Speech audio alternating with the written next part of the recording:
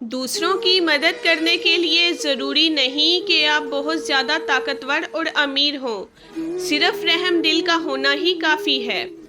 غصہ وہ سزا ہے جو ہم کسی اور کی غلطی پر خود کو دیتے ہیں۔ آسانیاں تقسیم کیجئے ورنہ مشکلیں جمع ہو جائیں گی۔ شکوے بہت عزت دار ہوتے ہیں، سب سے نہیں ہوتے اور سب کے سامنے بھی نہیں ہوتے۔ اچھی تربیت تو گھروں سے ملتی ہے، اونچے سکول تو صرف تعلیم دیتے ہیں۔ تمہاری تنہائی تمہیں جس چیز کی طرف مائل کرتی ہے بس وہی تمہارے اندر کی حقیقت ہے۔ اتنی کوشش ضرور کیا کریں کہ کوئی آپ کی وجہ سے رب کے سامنے نہ روئے۔ ہم سب کسی کے لیے ایک مثال اور کسی کے لیے ایک سبق ہوتے ہیں۔ ہم سب پرفیکٹ نہیں ہوتے۔ ہو سکتا ہے آپ کے پاس بانٹنے کے لیے کچھ نہ ہو، لیکن شکر کرنے کے لیے کچھ نہ کچھ ضرور ہوگا۔ تکلیف میں صبر سے کام لو، کیونکہ سونے کو آگ سے آزمایا جاتا ہے اور مومن کو تکلیف سے۔ اللہ کے نزدیک وہ حلال مال و دولت بھی پاکیزہ و قابل قبول نہیں جس سے زکوٰۃ، صدقہ اور خیرات ادا نہ کیے جائیں۔ جب رب راضی ہونے لگے تو بندے کو اپنے عیبوں کا پتہ چلنا شروع ہو جاتا ہے، اور یہی اس کی رحمت کی پہلی نشانی ہوتی ہے۔ جہاں دوسروں کو سمجھنا مشکل ہو جائے وہاں خود کو سمجھ لینا بہتر ہے۔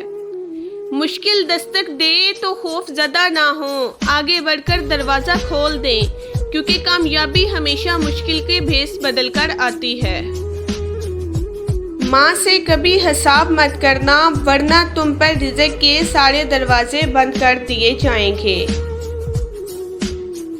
شام ڈھلے ایک ویرانی سی ساتھ میرے گھر جاتی ہے، مجھ سے پوچھو اس کی حالت جس کی ماں مر جاتی ہے۔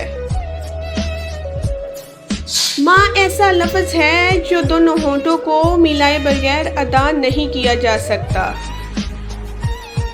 ماں موت سے نہیں ڈرتی، اسے مرتے وقت یہ ڈر ہوتا ہے کہ اس دنیا میں اس کے بچوں کو اس جتنا پیار کوئی نہیں کرے گا۔ ذرا سی چوٹ لگے تو آنسوؤں بہا دیتی ہے، اپنی سکون بھری گود میں سلا دیتی ہے۔ کرتے ہیں خفا ہم جب تو چٹکی میں بھلا دیتی ہے، ہوتے ہیں خفا ہم تو دنیا بھلا دیتی ہے۔ مت گستاخی کرنا اے لوگو اس ماں سے، کیونکہ جب وہ چھوڑ کے جاتی ہے تو واپس نہیں آتی۔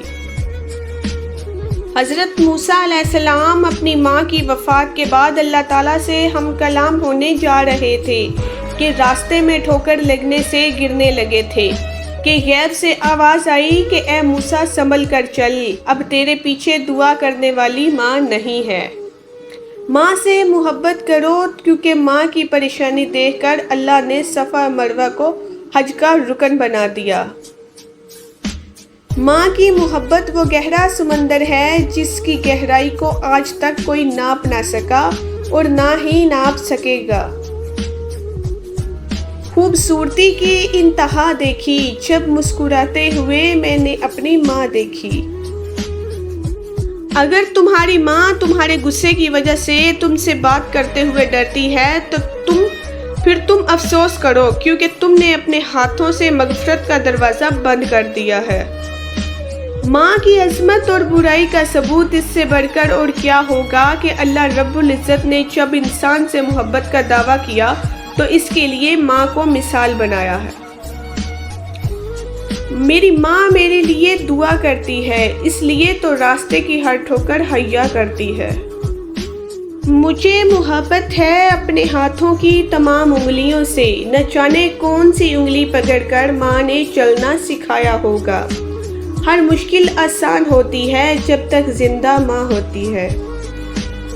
گود سے گود تک ہر بات سکھاتی ہے ماں، ہر روز ایک نیا لفظ بناتی ہے ماں۔